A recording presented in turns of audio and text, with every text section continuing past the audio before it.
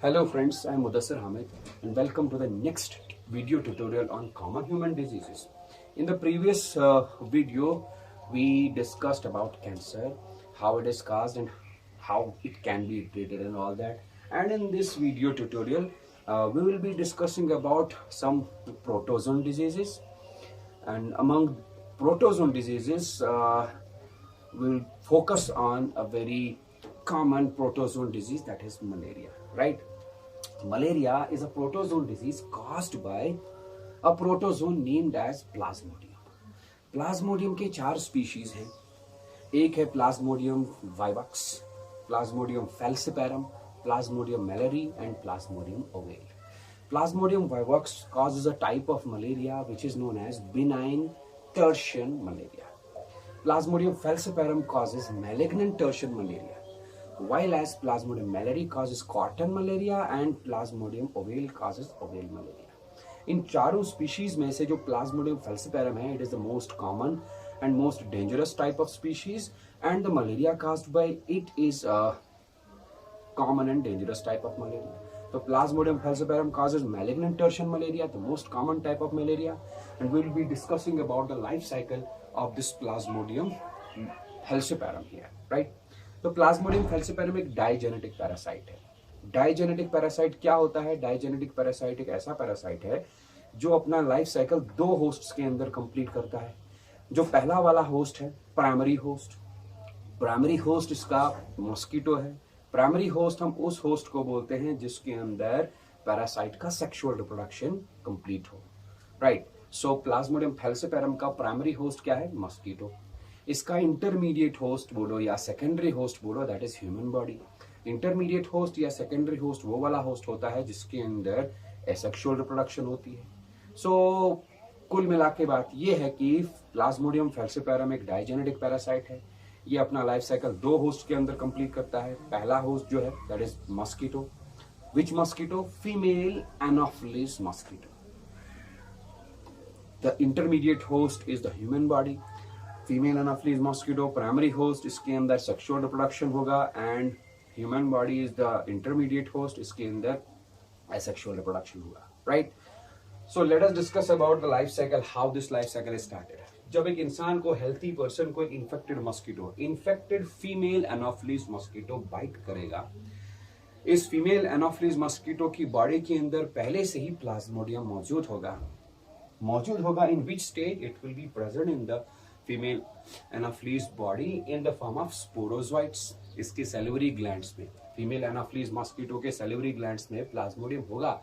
In which form? Sporozoite form. जब ये female Anopheles mosquito एक बंदे को, एक हेल्दी इंसान को काटेगा तो ये बहुत सारे स्पोरोजोइट्स इंसान के ब्लड स्ट्रीम में डालेगा, right? From the blood stream these sporozoites move to the liver cells. Inside the liver cells this sporozoite grows into a stage, that stage is known as schizont.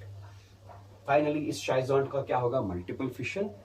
This multiple fission of the schizont inside the liver cells, मैंने यहाँ पर लिखा हुआ है, it is known as pre-erythrocytic schizogony.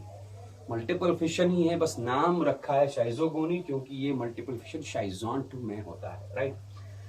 जब बहुत सारे daughter cells बनते हैं इस मल्टीपल फिशन से, इन डॉटर सेल्स को हम क्रिप्टोजोइट्स बोलते हैं. तो फाइनली लिवर सेल ब्रेक होता है, रप्चर होता है, और ये क्रिप्टोजोइट्स बाहर आ जाते हैं. ये क्रिप्टोजोइट्स और बहुत सारे लिवर सेल्स को अटैक करते हैं. यहाँ पर हमने दिखाया हुआ है cryptozoite trying to enter a new liver cell. जब ये क्रिप्टोजोइट एक नए लिवर सेल के अंदर जाता है, अगेन वहां पर ये ग्रो होता है into a schizont. Finally it undergoes the second cycle of multiple fission. This second cycle of multiple fission is known as exoerythrocytic schizogony. बहुत सारे डॉटर क्रिप्टोजोइट्स बनते हैं. इन डॉटर क्रिप्टोजोइट्स को हम मेटाक्रिप्टोजोइट्स बोलते हैं. ये मेटाक्रिप्टोजोइट्स इस लिवर सेल को रप्चर कराते हैं और बहुत सारे मेटाक्रिप्टोजोइट्स बाहर आते हैं. Then these मेटाक्रिप्टोजोइट्स come out. They move to the blood stream. Blood stream में आने के बाद ये मेटाक्रिप्टोजोइट्स क्या करते हैं? ये आरबीसीज के अंदर चले जाते हैं, जाने की कोशिश करते हैं और जाते भी हैं. एज सुन एज एक मेटाक्रिप्टोजोइट आरबीसी के अंदर गया, आरबीसी के अंदर ये ग्रो होता है. It grows into a trophozoite, right? इस ट्रोफोजोइट के अंदर धीरे धीरे ग्रोथ होती है, ग्रोथ होती है, ग्रोथ होते होते ट्रोफोजोइट के अंदर एक बड़ा सा वैक्यूल डेवलप होता है। ये रहा वैक्यूल।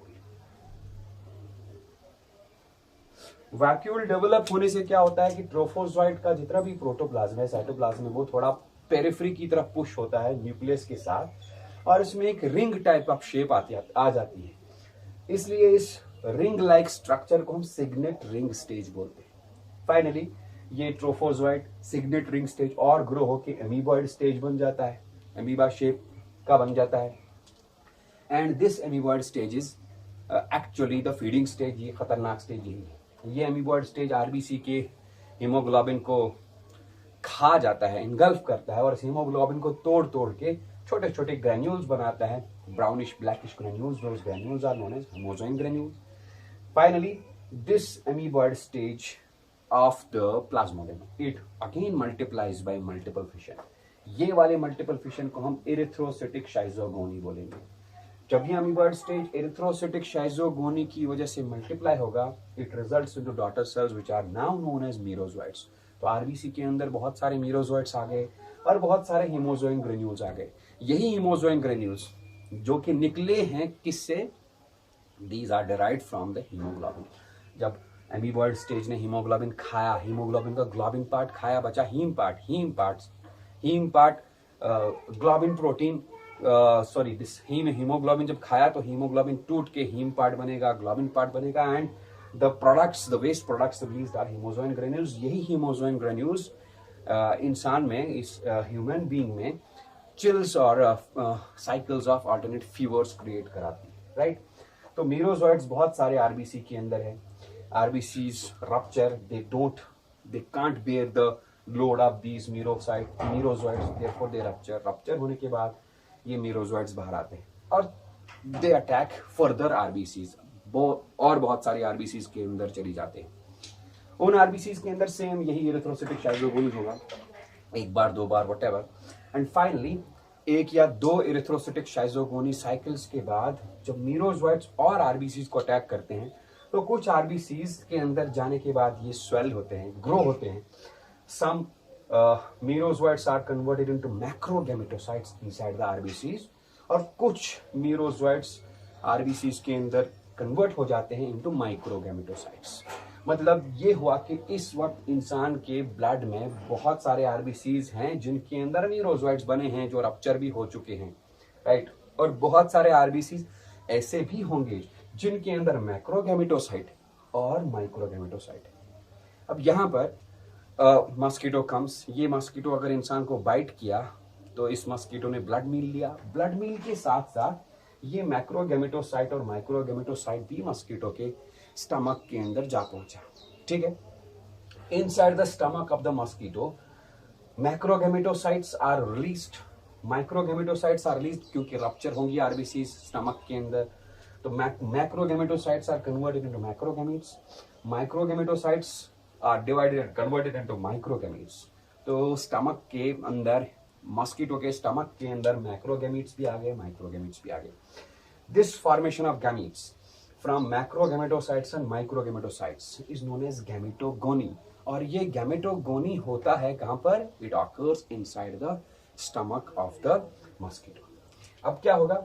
माइक्रोगैमीट मैक्रोगैमीट के साथ फ्यूज होगा, और कहां पर? Inside the stomach of the mosquito.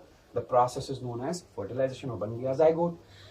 कुछ देर बाद ये जाइगोट ग्रो होगा, it grows into an amoeboid shape, it grows into a flexible amoeboid shape. That flexible amoeboid type of zygote is known as ookinete, right? Then होगा क्या? ये ookinete इस mosquito के स्टमक वाल के साथ फ्यूज होगा। मैं यहां पर दिखा दूंगा, लेट ये मान लेते हैं मस्कीटो का स्टमक, और इसी स्टमक के अंदर हैं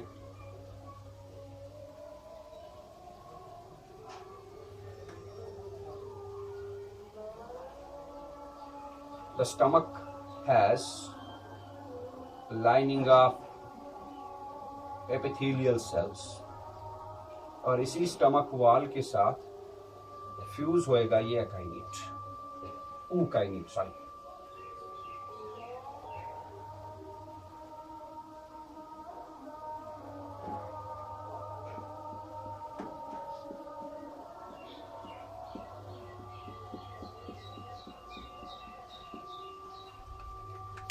The ookinete, it fuses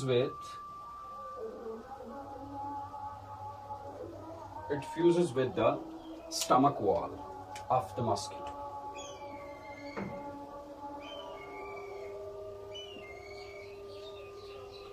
fuse होने के बाद ये क्या काम करेगा, धीरे धीरे ये यहां से स्क्वीज होके बाहर आने की कोशिश करेगा एंड फाइनली ये बाहर आ जाएगा। ये मतलब स्टमक वॉल के अंदर ये फ्यूज होगा और स्टमक वॉल के बाहर ये अटैच हो जाएगा। उसके बाद ये अपने ऊपर एक कवरिंग प्रोड्यूस करेगा। दिस होल स्ट्रक्चर जो कि स्टमक के वॉल के साथ बाहर की तरफ अटैच हुआ है अलॉन्ग विद द कवरिंग, इस स्ट्रक्चर को हम बोलेंगे oocyst। ठीक है, then finally this oocyst grow होगा। ये ग्रोथ होने के साथ साथ इसके अंदर का जो न्यूक्लियस है again goes multiple fission and forms lots and lots of nucleus.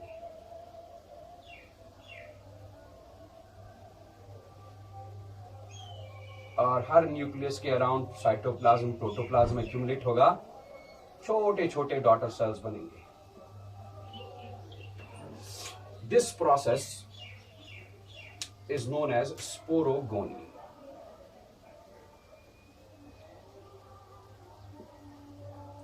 ठीक, फाइनली ये oocyst रप्चर होगा।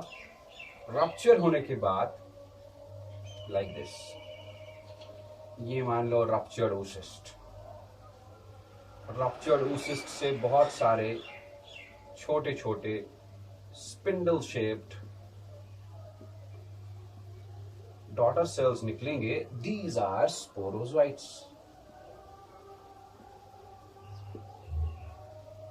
ये स्पोरोजोइट्स जाके मस्कीटो के सेल्यूरी ग्लैंड्स में स्टोर होते हैं, और जब ये वाला मस्कीटो जिसके सेल्यूरी ग्लैंड में बहुत सारे स्पोरोजोइट्स हैं, when it bites a healthy person, these sporozoites are injected into that healthy person and the life cycle is complete.